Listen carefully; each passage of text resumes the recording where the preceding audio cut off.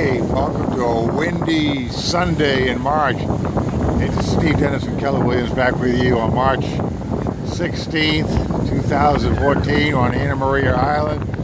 We have a 20 to 30 mile an hour south wind today.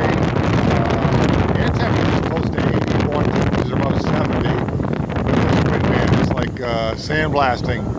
But you know what? There's still thousands and thousands of people out here on the beach, this beach in the west coast of Florida. A bunch of people swimming, plenty of seagulls being fed by the tourists and the locals. Not a lot of umbrellas today because they'd be blown away. Look at the guard shack there, flag day, no volleyball because you can't play volleyball if you wanted to today. Any umbrellas or tents are real low because of the wind today. You can see the sand blowing off in the distance. But hey, it's an absolutely gorgeous day on the west coast of Florida.